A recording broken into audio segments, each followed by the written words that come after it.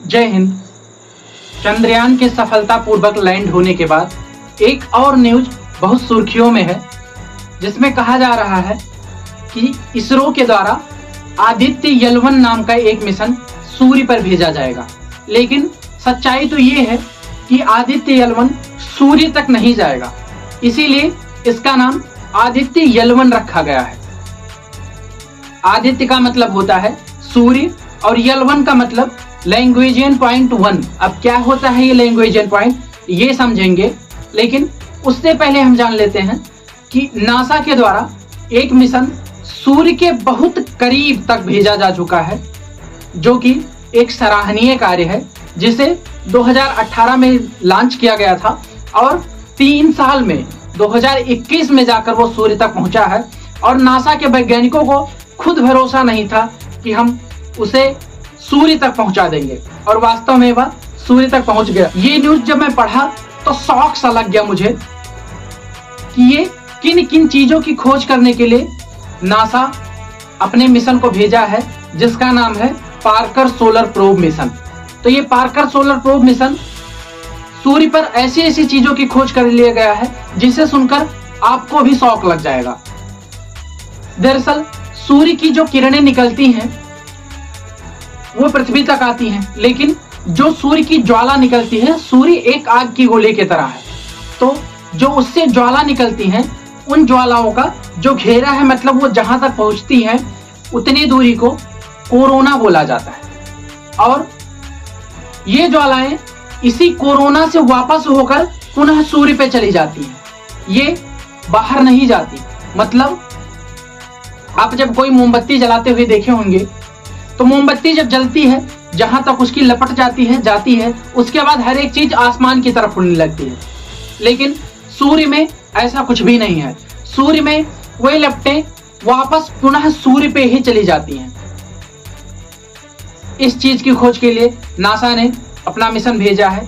और दूसरी बात कि सूर्य की जो सतह है, उस सतह से ज्यादा गर्म उसके कोरोना वाला पार्ट है। मतलब सूर्य की सतह जितना गर्म है, उससे ज्यादा गर्म जहां उसकी लपटें हैं वो है।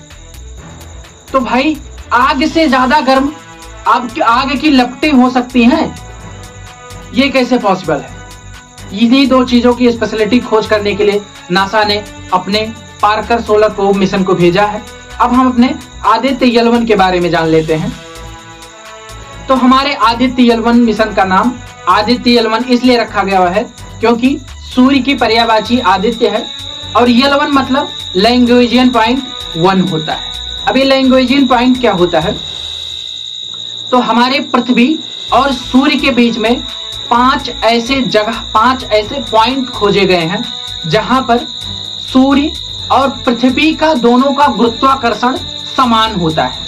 वहां अगर किसी चीज को छोड़ दिया जाता है तो वो ना ही सूर्य के तरफ आकर्षित होगी और ना ही पृथ्वी के तरफ आकर्षित होगी, क्योंकि आकर्षण बल दोनों में है।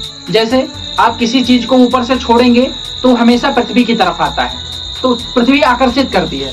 लेकिन जब आप पृथ्वी के गुरुत्वाकर्षण सीमा को पार कर जाएंगे और सूर्य के गुरुत्वाकर्षण सीमा में घुस जाएंगे, तो वहां अगर किसी चीज को छोड़ेंगे तो वो सूर्य पे चला जाएगा, क्योंकि उसे सूर्य अपनी तरफ आकर्षित कर लेगा। लेकिन जो लैंग्वेजियन पॉइंट है, वहां सूर्य और पृथ्वी के गुरुत्वाकर्षण दोनों समान में है, दोनों समान आकर्षित करते हैं। इसलिए अगर वहां किसी चीज को छोड़ दिया जाएगा तो वो वहीं रुका रहेगा, ना ही सूर्य की तरफ जाएगा और ना ही पृथ्वी की तरफ। ऐसे 5 पॉइंट हैं जो खोजे गए हैं, जिसी में से पहला पॉइंट जो है उसी को लैंग्वेजियन पॉइंट 1 कहा गया है और उसी पे हमारा आदित्य जाएगा, इसीलिए उसका नाम आदित्य L1 यानी आदित्य लैंग्वेजियन पॉइंट 1 रखा गया है। और इसरो ने इसे लॉन्च करने का कोई अभी डेट नहीं फिक्स किया है, लेकिन कहा जा रहा है कि जल्द ही इसी वर्ष कुछ महीनों में ये मिशन लॉन्च किया जाएगा, जो कि सूर्य के करीब जाकर, मतलब लैंग्वेजियन पॉइंट 1 पे जाकर और सूर्य के बारे में जानकारी इकट्ठा करेगा। ये हमारे भारत देश के लिए पहला ऐसा प्रयास होगा सूर्य के लिए, जो कि हम उसके करीब जाकर उसके बारे में शोध करेंगे। बाकी नासा पहले सूर्य के बहुत करीब जा चुका है। आशा करता हूं जानकारी आपको अच्छी लगी होगी। मिलते हैं अगले वीडियो में, तब तक के लिए जय हिंद।